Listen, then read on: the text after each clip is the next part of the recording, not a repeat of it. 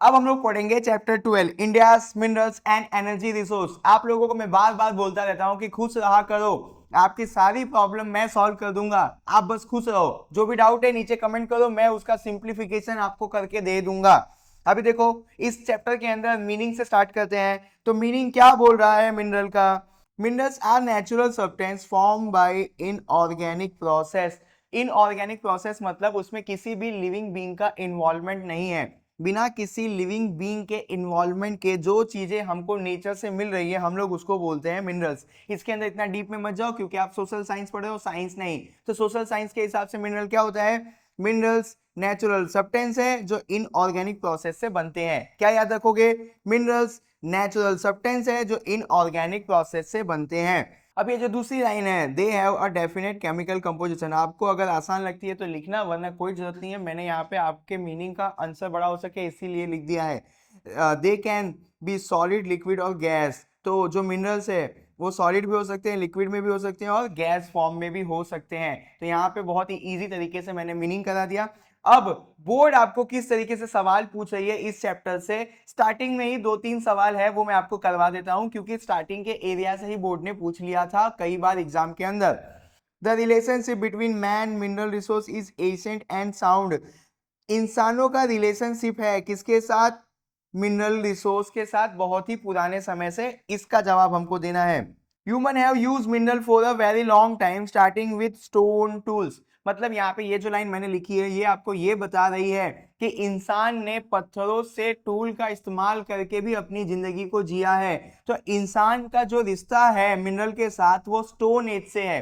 जब हम लोग पत्थर से अपनी जिंदगी को जीते थे, मतलब पत्थर का इस्तेमाल करके अपनी जिंदगी को जीते थे, हम लोग पत्थर से टूल्स बनाते थे जिससे अपनी जिंदगी को आसान बनाकर जी रहे थे। तो इंसानों का रिश्ता मिनरल के साथ कब से है? स्टोन एज से है। ये लाइन आपको मैं क्लियर कर रहा हूं। Mineral are use in many things like pin to big machine. Minerals का इस्तेमाल करके हम लोग पिन से लेके बड़ी बड़ी मशीन बनाते हैं।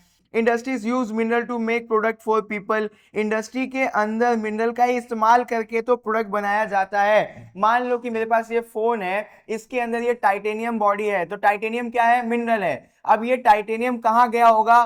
फैक्ट्री के अंदर। फैक्ट्री के अंदर मिनरल गया, उससे वो लोग ने क्या बनाया? एक प्रोडक्ट बनाया। समझ में आया आपको? तो फैक्ट्री के अंदर मिनरल का इस्तेमाल करके प्रोडक्ट बनाया जाता है। Mineral help the economic growth. अब फैक्ट्री जब चलेगी देश की, मान लो कि आपके देश में बहुत ज्यादा फैक्ट्रीज हैं, जब वो फैक्ट्री चलेंगी तो आपका देश पैसा कमाएगा, तभी तो आपका देश ग्रो करेगा। तो minerals help the economic growth. Factory किसकी वजह से चलती है? मिनरल्स की वजह से। अगर फैक्ट्री चलेगी तो देश पैसा कमाएगा, देश पैसा कमाएगा तो देश आगे बढ़ जाएगा। तो minerals help the economy grow. History is name after the minerals, stone age, copper age, bronze age और आयरन एज। जिस जमाने में स्टोन का इस्तेमाल किया जाता होगा उसको हमने बोला स्टोन एज। जब कॉपर का इस्तेमाल करना शुरू किया इंसानों ने तो हमने बोला कॉपर एज। ब्रॉन्ज का इस्तेमाल किया तो ब्रॉन्ज एज। आयरन का इस्तेमाल करना शुरू किया इंसानों ने तो हमने उस एज को बोला iron age. Today is also called the mineral age. आज के जमाने को भी हम लोग बोलेंगे कि मिनरल एज है क्योंकि आज भी हम लोग मिनरल के ऊपर ही डिपेंड कर रहे हैं। हमको ये पेन बनाना है तो भी फैक्ट्री के अंदर मिनरल का इस्तेमाल करके इस पेन को बनाया गया। मेरे पास ये फोन है, ये भी मिनरल का इस्तेमाल करके बनाया गया होगा। अब मेरे पास ये आसपास जो भी आप देख रहे हो, यहाँ पे स्क्रीन लगा हुआ है, पीछे एसी चल रही है, ये सारी चीजें किससे बन रही है? मिनरल से बन रही है। तो हम लोग बोल सकते हैं कि आज का जो समय है वो भी मिनरल एज है। फिर बोर्ड आपसे एक सवाल पूछिए, the modern age is known as the mineral age. आज के मॉडर्न एज को मिनरल एज कहा जाता है, क्यों? इसका जवाब देना है हमको।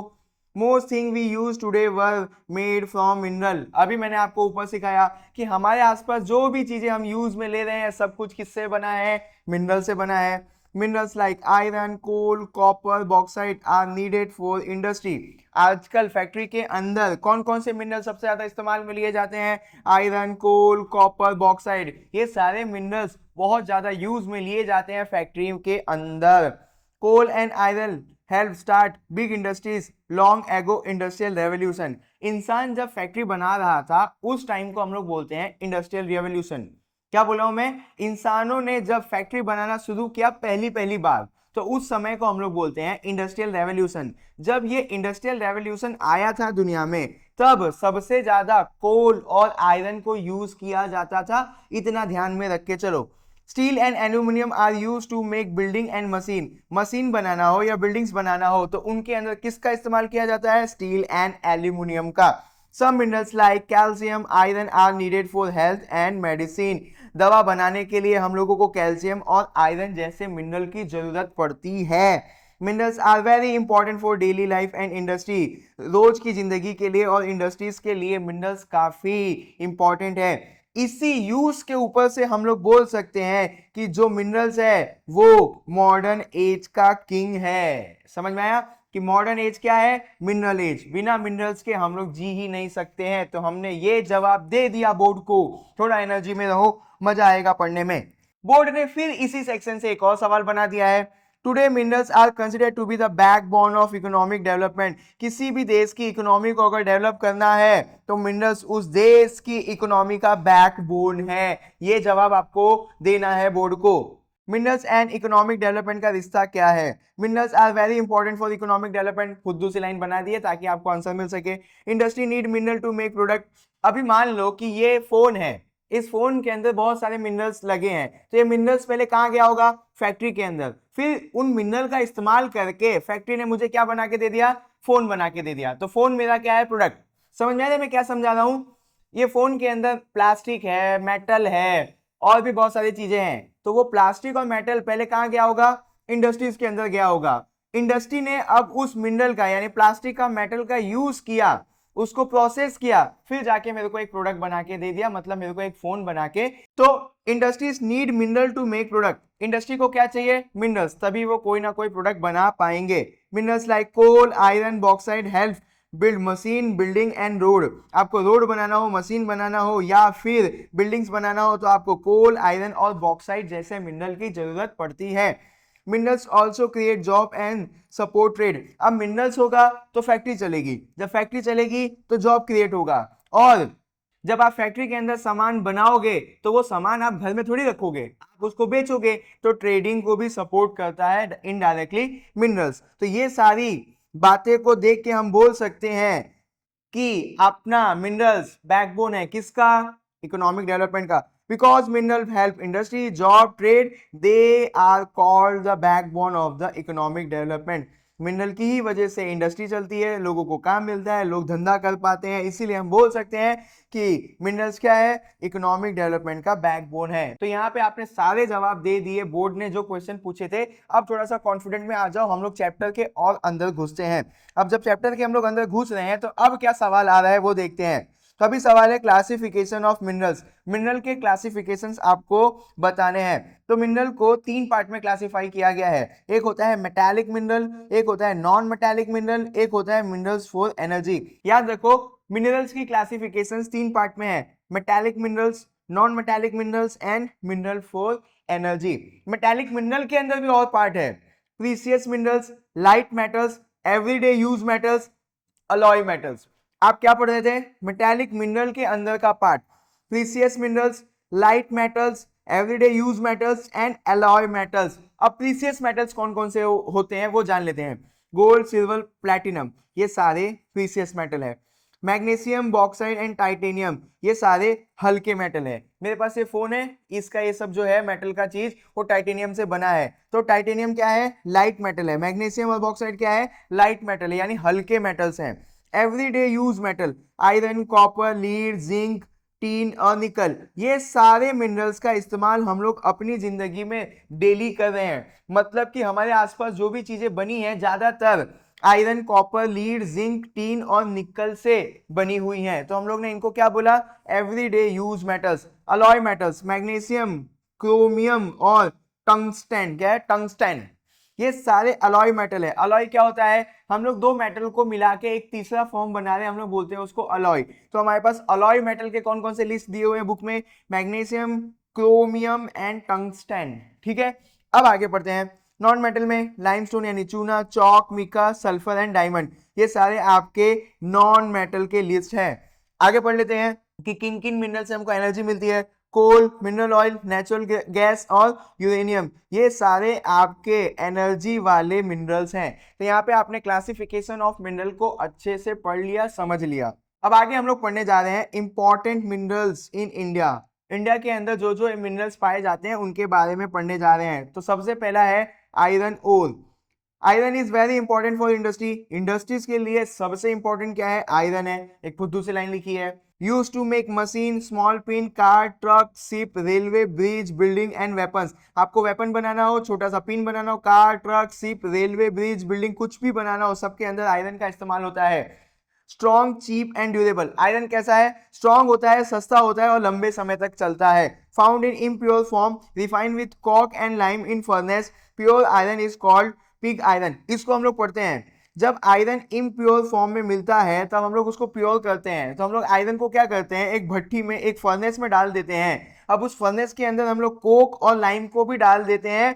उसके बाद हमारा प्योर आयरन हमको मिलता है। एग्जाम्पल देता हूं, हम लोग गए एक जगह पे, वहां से हमने खोदा, हमको मिला आयरन। अब आयरन गंदा था, हमने उसको उठाया, एक भट्टी में डाल दिया, एक फर्नेस में डाल दिया। अब उस फर्नेस के अंदर हम लोग कोक और लाइम भी डाल देंगे, फिर उसको हीट करेंगे, तब हमको प्योर आयरन मिलेगा। तो प्योर आयरन को हम लोग क्या बोलते हैं? Pig iron. याद रखना, प्योर आयरन को क्या बोलते हैं? Pig iron. अब हम लोग पढ़ लेते हैं टाइप्स ऑफ आयरन ओर, मतलब कितने टाइप के आयरन ओर होते हैं। हीमेटाइट, मैग्नेटाइट और लिमोनाइट एंड सिडराइट। ठीक है, थोड़ा सा डेंजर है नाम, बट याद कर लेना, ये आपके टाइप्स ऑफ आयरन है। सबसे ज्यादा हमारे देश में आयरन कहाँ पाया जाता है? तो कर्नाटका में पाया जाता है। तो चीजें इजी है, सुनते रहना तो आपको सब कुछ याद रह जाएगा। अब हम लोग पढ़ने जा रहे हैं मैंगनीज के बारे में। Help make steel stronger and more flexible. जब हम लोग स्टील बना रहे होते हैं, मतलब कि हम लोग आयरन के अंदर मैंगनीज को मिलाते हैं, तब हमारा जो स्टील है वो स्ट्रॉन्गर और फ्लेक्सिबल बनता है। ध्यान देना, हम लोग आयरन के अंदर किसको मिला रहे हैं? मैंगनीज को। बनता क्या है? स्टील। अगर हम लोग आयरन के अंदर मैंगनीज को मिला रहे हैं तो जो स्टील है वो स्ट्रॉन्गर होगा और फ्लेक्सिबल होगा। Also use in chemical, bleaching powder, dry battery, tiles, leather, glass, match box, photography and bricks. ये सारी इंडस्ट्रीज के अंदर मैंगनीज का यूज किया जाता है। ध्यान दे देना, कौन कौन सी इंडस्ट्री है? केमिकल इंडस्ट्री के अंदर मैंगनीज का यूज हो रहा है, bleaching powder industry, dry batteries, tiles, leather, glass, match box, photography and bricks. भैया हमको नहीं समझ में आया। आप ऐसा करो, जो चीजें मैंने बताई है, वीडियो को पॉज करो, जाओ गूगल पे उसकी फोटो देखो, आपको अपने आप समझ में आ जाएगा कि ये सारी इंडस्ट्री के अंदर मैंगनीज का इस्तेमाल किया जाता है। Help in making utensils, coloured bricks and china clay. China clay हो या कलर्ड ब्रिक्स हो या यूटेंसिल्स हो, ये सारी चीजों के अंदर हम लोग मैंगनीज का इस्तेमाल करते हैं। मेजर प्रोड्यूसर्स इंडिया में कहाँ कहाँ पाया जाता है मैंगनीज? ओडिशा, कर्नाटका, मध्य प्रदेश एंड गोवा, ये सारे जगहों में सबसे ज्यादा मैंगनीज पाया जाता है। अब आ जाओ थर्ड मिनरल के ऊपर, कॉपर। टॉपिक क्या है? Copper. First mineral use by humans. इंसानों ने सबसे पहले कोई भी मिनरल यूज किया था वो था कॉपर। आगे बढ़ते हैं। Can be drawn into wire, hammered into seat and shape easily. हम लोग कॉपर से वायर बनाते हैं, हम लोग इसको पीट पीट के सीट भी बना सकते हैं और इसको किसी भी शेप में ढाल सकते हैं। Good conductor of electricity and heat. Heat और क्या बोलते हैं, इलेक्ट्रिसिटी का गुड कंडक्टर है। यूज इन, जब यहाँ पे आपने ये देखा ना कि गुड कंडक्टर ऑफ इलेक्ट्रिसिटी और हीट है, तो अब इस मिनरल का यानी कॉपर का इस्तेमाल इलेक्ट्रॉनिक सामान में किया जाएगा। तो वही सब तो नीचे लिखा हुआ है। यूज इन इलेक्ट्रिकल इक्विपमेंट, अब टेलीफोन हो गया, radio, TV, refrigerator, air condition, coin, insecticides, ये थोड़ा सा अलग हो गया। कीड़े मारने की दवा बनाने के अंदर भी कॉपर का इस्तेमाल होता है। बम बनाने में भी कॉपर का इस्तेमाल होता है और कलर्ड ग्लास बनाने में भी कॉपर का इस्तेमाल होता है। एक बेसिक सा चीज तो ये पता चल गया कि गुड कंडक्टर ऑफ इलेक्ट्रिसिटी है तो क्या बनाने में इस्तेमाल होगा? Electrical equipment. उसके साथ अलग अलग क्या था? कीड़े मारने की दवा, कॉइन और एक्सप्लोसिव कलर्ड ग्लास बनाने में भी इस्तेमाल में लिया जाता है कॉपर को। अब हम लोग पढ़ने जा रहे हैं बॉक्साइट को। Main ore of aluminium. Aluminium का मेन ओर है, जब हम लोग जमीन में खोदते हैं तो हमको बॉक्साइट मिलता है, फिर हम लोग उससे एल्यूमिनियम को कन्वर्ट करते हैं। अभी के लिए इतना ही जानो काफी है। कंटेन मिनरल लाइक, ये बाप रे, ये वाला लाइन मत लिखना, पता नहीं मैंने क्यों लिख दिया, इतना डेंजर डेंजर आपकी बुक में भी नहीं है। अब जो बॉक्साइड होता है वो लाइट होता है, स्ट्रॉन्ग होता है, रस्ट फ्री होता है, ड्यूरेबल होता है, डक्टेबल होता है and good conductor of electricity होता है। बताता हूँ, जो आपका एल्यूमिनियम है वो हल्का होता है, स्ट्रॉन्ग होता है, उसके ऊपर जंग नहीं लगता है, लंबे समय तक चलता है। डक्टेबल मतलब उसको पीट पीट के किसी भी शेप में ला सकते हो। और गुड कंडक्टर मतलब कि गुड कंडक्टर ऑफ इलेक्ट्रिसिटी, उसमें से इलेक्ट्रिसिटी सप्लाई अच्छे से हो जाएगी। तो अब आपको इतने सारे उसके चीज पता चल गए, कैरेक्टरिस्टिक पता चल गए। तो आगे देखते हैं कहाँ कहाँ इस्तेमाल किया जाता है बर्तन बनाने में। इलेक्ट्रिकल गैजेट बनाने में और शिप बिल्डिंग बनाने में। अब ध्यान देना, बर्तन आप जो अपने आसपास देख रहे हो एल्यूमिनियम के होते हैं, आप सबको पता है। अब ये गुड कंडक्टर ऑफ इलेक्ट्रिसिटी है, तो इससे इलेक्ट्रिकल गैजेट्स बनाए जाएंगे और इसमें जंग नहीं लगता है एल्यूमिनियम में, इसीलिए शिप को बनाने के लिए हम लोग एल्यूमिनियम का इस्तेमाल करते हैं। क्यों शिप को बनाने के लिए हम लोग एल्यूमिनियम का इस्तेमाल करते हैं? क्योंकि इसमें जंग नहीं लगता और ये हल्का भी होता है, इसीलिए पानी पे अच्छे से तैर पाएगा और जंग भी नहीं लगेगा। हमारे देश में सबसे ज्यादा कहाँ कहाँ मिलता है बॉक्साइट? ओडिशा, छत्तीसगढ़, महाराष्ट्र, झारखंड एंड गुजरात। आप ऐसा करो, एक नोटबुक ले लो, उसके अंदर एक सेपरेट सेक्शन बना लो कि कौन से स्टेट में कौन सा मिनरल्स मिल रहा है, क्योंकि मैप के लिए वो आपको काम आएगा। अब यहाँ पे एक टॉपिक है, मीका बोलो या माइका बोलो, वो आपकी इच्छा। India is the largest producers in the world. Mica या माइका का इंडिया सबसे बड़ा प्रोड्यूसर है।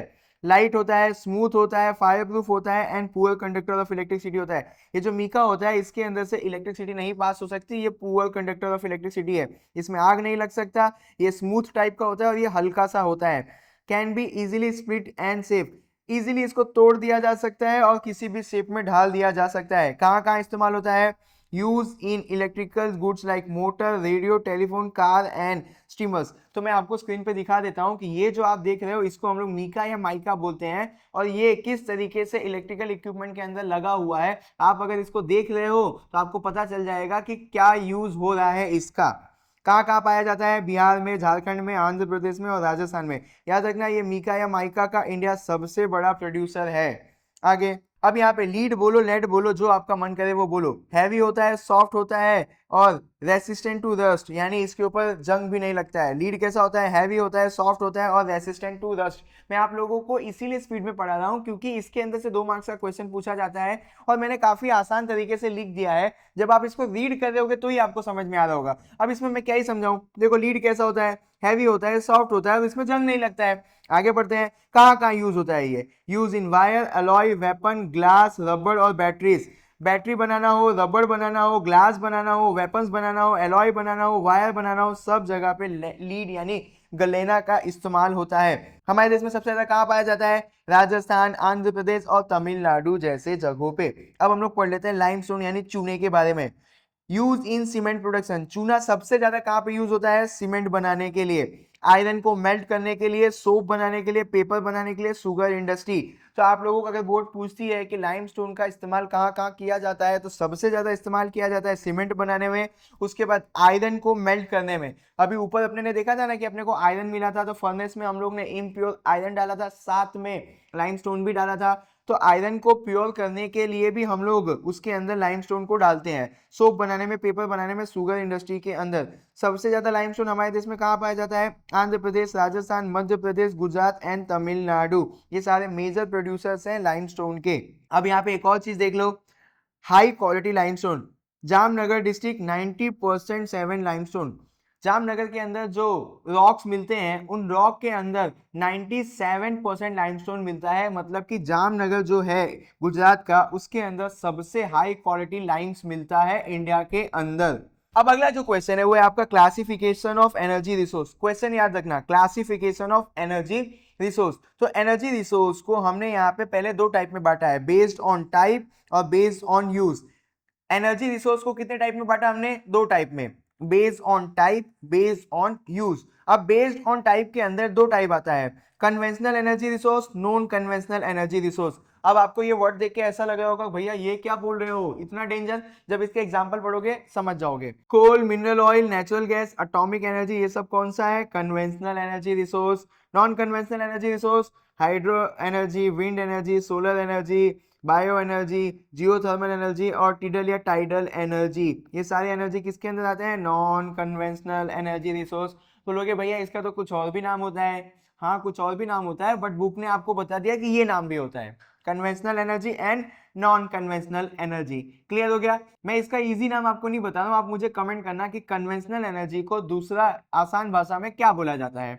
आगे देखते हैं, based on use, commercial energy and non commercial energy. भैया ये क्या बोल रहे हो? कमर्शियल एनर्जी मतलब जिसको हम मार्केट में सोल्ड कर सकते हैं, जिसको हम मार्केट में बेचते हैं। एग्जांपल देखो, मार्केट में कोल भी बिकता है, ऑयल भी बिकता है और नेचुरल गैस भी बिकता है। आप जाते हो ना पेट्रोल भरवाने, तो ये जो एनर्जी रिसोर्स है ये मार्केट में बेचे जाते हैं। नॉन कन्वेंशनल एनर्जी रिसोर्स ये घर के इस्तेमाल में लिए जाते हैं, बेचने के लिए नहीं होते हैं। जैसे कि लकड़ी से हम लोग फायर कर लेते हैं, गाय का गोबर और चारकोल, ये सारी चीजें हम बेचने के लिए नहीं रखते हैं, इनको हम घर में इस्तेमाल करते हैं। तो जिन चीजों को हम लोग मार्केट में बेचते हैं कमर्शियल एनर्जी, जिनको घर में इस्तेमाल में लेते हैं नॉन कमर्शियल एनर्जी, उसके एग्जांपल आपने देख लिए। अब यहाँ पे मैंने एक टिप बना दिया है कि कन्वेंशनल एनर्जी मतलब traditional energy resource, non conventional मतलब न्यू और रिन्यूएबल रिसोर्स, और कमर्शियल मतलब जिसको मार्केट में बेचते हैं, नॉन कमर्शियल मतलब जिसको घर पे इस्तेमाल में लेते हैं। अब यहाँ पे हम पढ़ने जा रहे हैं कोल के बारे में। Coal is a fossil fuel. आप सबको मालूम है कि कोल क्या है, फॉसिल फ्यूल है। किससे बनता है? Made from old plant buried under the earth, heat and pressure over millions of year. इसका ना एक टेक्निकल भी डेफिनेशन होता है, बट एसएस के अंदर नहीं जानना है, आप सोशल साइंस पढ़ रहे हो ना कि साइंस। तो मैंने बहुत ही आसान सी भाषा में कोल की मीनिंग यहाँ पे लिख दी है कि कोल क्या है, एक फॉसिल फ्यूल है। कैसे बना है? पुराने प्लांट से जो जल गए थे और जलने के बाद अर्थ के अंदर घुस गए, फिर बहुत सालों तक उसके ऊपर हीट लगा। किसके ऊपर? ये प्लांट्स के ऊपर बहुत सालों तक अर्थ के अंदर हीट और प्रेशर पड़ा, जिसकी वजह से ये जो प्लांट है किस में कन्वर्ट हो गए? कोल में।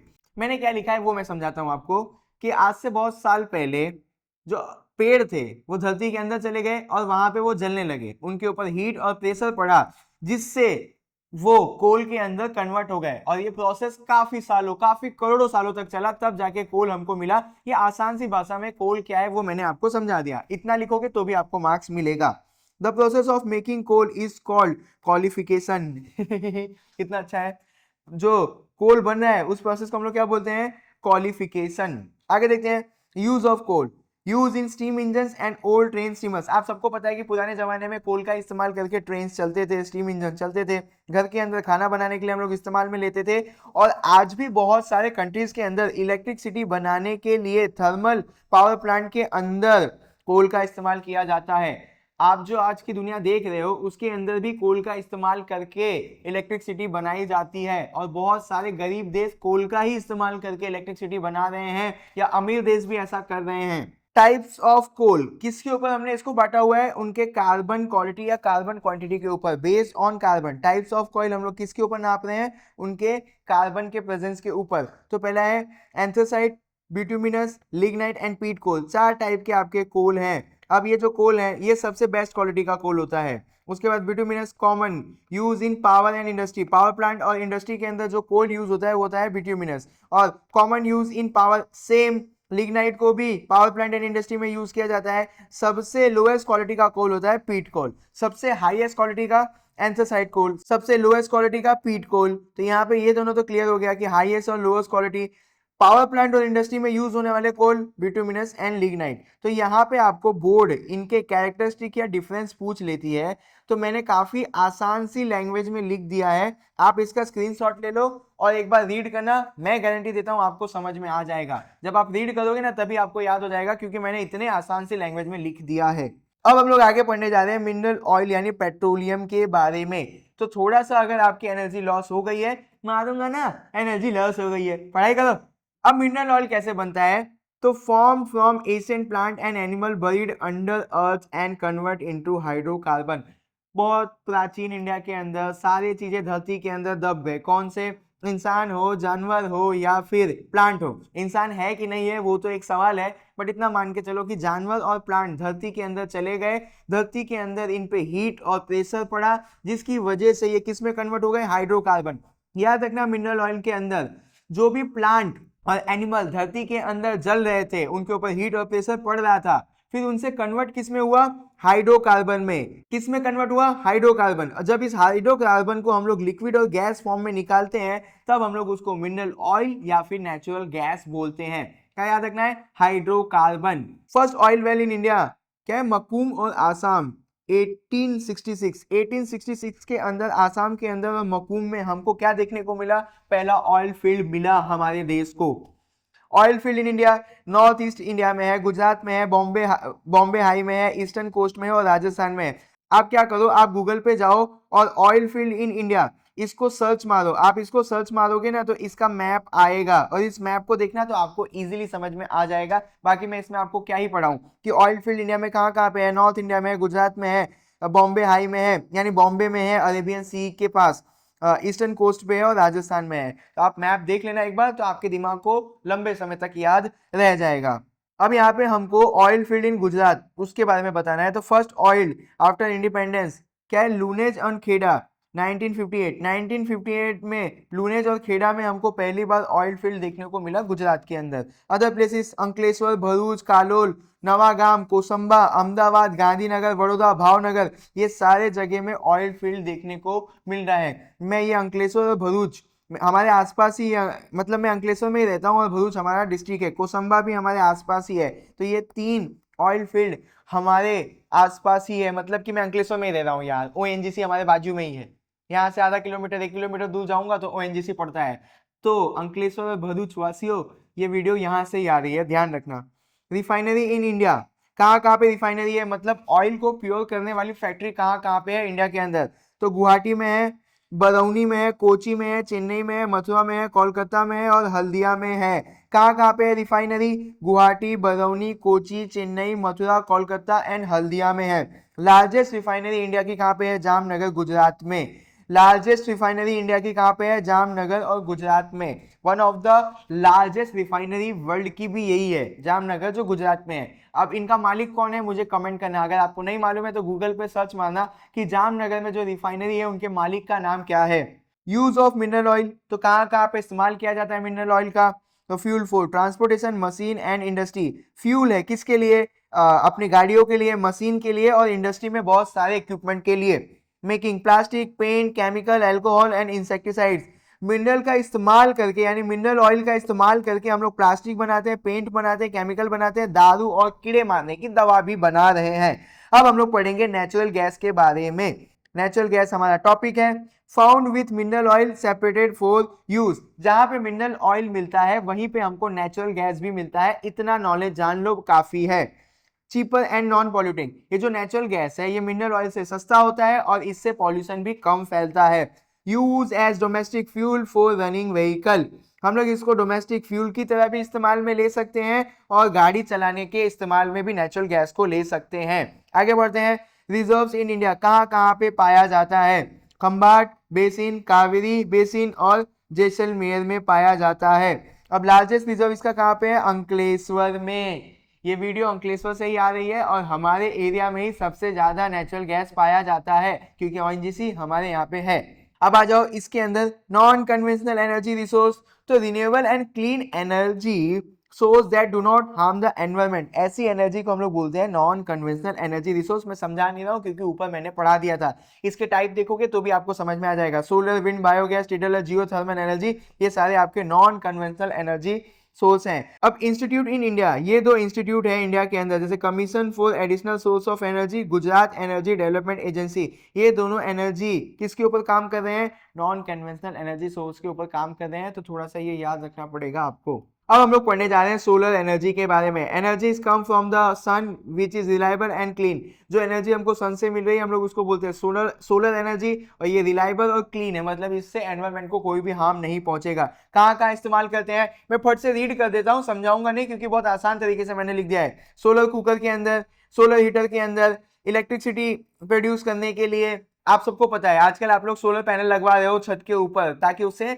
आपके घर में इलेक्ट्रिसिटी प्रोड्यूस हो सके। Irrigation on farm, desalination plant यानी salt removal in Madhopur, Bhuj, Gujarat. अभी देखो डिसैलिनेशन मतलब कि नमक वाले पानी को प्योर करना, जिसको हम लोग बोलते हैं सॉल्ट रिमूवल। ये सारे जो फैक्ट्रीज हैं इनके अंदर एनर्जी लेने के लिए हम लोग सोलर एनर्जी का इस्तेमाल कर रहे हैं।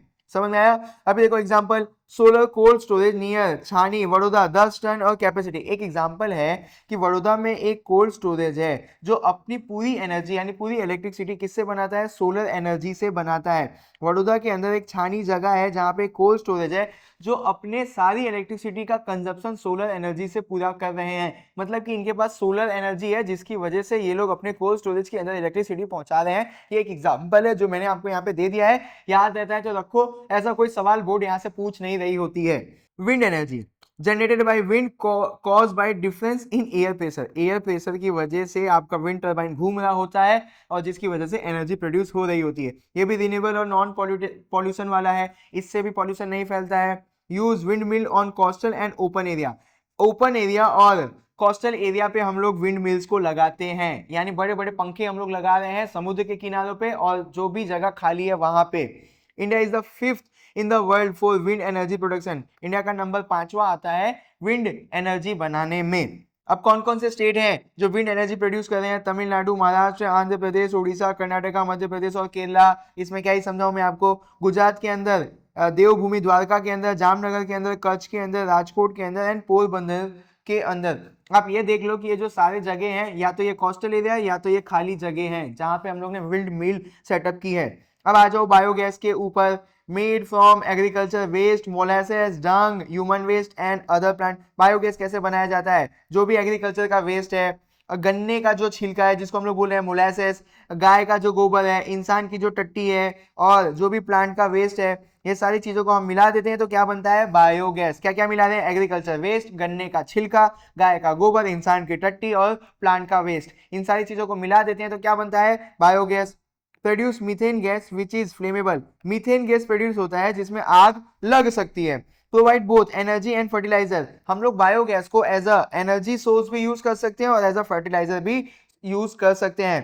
Biogas from cow dung is called gobar gas. जो भी हम लोग बायोगैस प्रोड्यूस कर रहे हैं गाय के गोबर से, हम लोग उसको बोलते हैं गोबर गैस। अब आपको ये जवाब देना है कि गुजरात के अंदर बायोगैस प्लांट कहाँ कहाँ पे है। तो Gujarat is second in India for biogas production after UP. सबसे ज्यादा नंबर बायोगैस का किसके अंदर आता है? यूपी के अंदर। यानी सबसे ज्यादा बायोगैस प्लांट कहाँ पे है? यूपी में। उसके बाद गुजरात के अंदर। Largest biogas plant in Gujarat Methan near Siddhpur, Rudratal, दक्ष क्या है? दक्षरोई तालुका अहमदाबाद। अहमदाबाद के इस जगह पे भी बायोगैस प्लांट है। दांतीवाड़ा, बानसकांठा डिस्ट्रिक्ट। ये सारे जगह पे गुजरात के अंदर बायोगैस प्लांट है। एक बार देख लो, ये भी सवाल बोर्ड आपसे पूछेगी नहीं। अब आ जाओ जियोथर्मल एनर्जी के ऊपर। Heat energy from the earth interior is release as hot water और स्टीम। धरती के अंदर हीट है, वो हीट एनर्जी पानी के फॉर्म में धरती के बाहर आ रहा है जिसको हम लोग बोलते हैं geothermal energy. Comes to the surface due to tectonic movement. अब अर्थ किसके ऊपर बना है? टेक्टोनिक प्लेट्स के ऊपर बना हुआ है। मतलब जमीन हमारी जो है उसके नीचे टेक्टोनिक प्लेट्स हैं और टेक्टोनिक प्लेट्स के मूवमेंट की वजह से हीट प्रोड्यूस होता है। फिर वहां से यहाँ पे देखो क्या लिखा हुआ है कि वाटर के फॉर्म में, गर्म वाटर के फॉर्म में स्टीम निकलता है, यानी भाप निकलता है। तो हम लोग उसी भाप से बनाते हैं एनर्जी जिसको हम लोग बोलते हैं जियोथर्मल एनर्जी। जाके एक वीडियो देखना यूट्यूब पे कि जियोथर्मल एनर्जी क्या है, एकदम अच्छे से समझ में आएगा। मैं यहाँ पे आपको ये बता रहा हूँ कि आंसर कैसे लिखते हैं। हॉट स्प्रिंग इन गुजरात, कहाँ कहाँ पे ये पाया जाता है गुजरात के अंदर? तो लसुंद्रा, उन्नई, तुआ, तुलसी श्याम, ये सारी जगहों पे आपको हॉट स्प्रिंग देखने को मिलता है गुजरात के अंदर। Use in countries like USA, Iceland, New Zealand, Italy and Japan. ये सारे देश जियोथर्मल एनर्जी से एनर्जी बना रहे हैं। ठीक है, अब आपका लास्ट टॉपिक आ रहा है टाइडल एनर्जी या टिडल एनर्जी। जो आपका मन करे वो बोलो।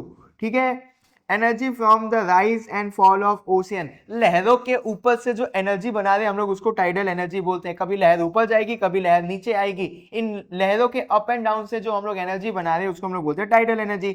Use to generate electricity with turbine. अब क्या करते हैं हम लोग? समुद्र के अंदर जाकर टर्बाइन लगा देंगे। जब आपका लहर आएगा, ऊंचा नीचा होगा, यानी एक फ्लो हो रहा है, तो उससे टर्बाइन गोल गोल घूमेगा जिससे हम लोग इलेक्ट्रिसिटी बना लेंगे। First tidal electricity power project started in France 1910। पहली बार दुनिया को ये चीज यानी लहरों से एनर्जी बनाना किसने सिखाया? फ्रांस ने 1910 के अंदर। In India tidal energy project are in the gulf of Kutch and Khambhat. Gujarat के अंदर gulf of Kutch and Khambhat के अंदर इस तरीके की एनर्जी बनाई जा रही है। अब यहाँ पे काफी आईएमपी टॉपिक्स आ चुके हैं तो अब ध्यान ज्यादा देना।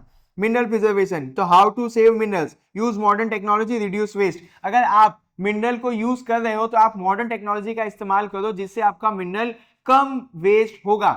मान लो कि ये जो फोन है, पहले ये फोन 15 मिनट में चार्ज होता था और 10 घंटा चलता था। अब हम लोग ने अच्छी टेक्नोलॉजी यूज की तो ये फोन 10 मिनट में चार्ज हो रहा है और 20 घंटे चल रहा है। मतलब कि अब ये कम इलेक्ट्रिसिटी लेके ज्यादा देर तक चल सकता है। तो हम लोग अगर अच्छी टेक्नोलॉजी यूज करेंगे तो वेस्ट रिड्यूस हो जाएगा। Recycle, reuse scrap iron copper aluminium. जो मिनरल्स रिसाइकल हो सकते हैं उनको आप रिसाइकल करो, जैसे ये सारे मिनरल्स रिसाइकल हो सकते हैं तो इनको रिसाइकल करो। यूज अल्टरनेटिव, हमको उसका दूसरा बैकअप ढूंढना चाहिए। If some minerals are less use other, अगर कोई मिनरल लेस है तो हमको उसके जगह पे दूसरा मिनरल यूज करना चाहिए। जैसे कि हम लोग को इलेक्ट्रिसिटी बनाने के लिए सोलर एनर्जी का यूज करना चाहिए, हम लोगों को कॉपर की जगह पे एल्यूमिनियम यूज करना चाहिए, सीएनजी यूज करना चाहिए पेट्रोल की जगह पे। इसका बेस्ट एग्जांपल दूं तो हम सबको पता है कि ऑयल लिमिटेड है, इसीलिए हम लोग अभी सोलर एनर्जी यानी बैटरी पे चलने वाली गाड़ियों का इस्तेमाल कर रहे हैं।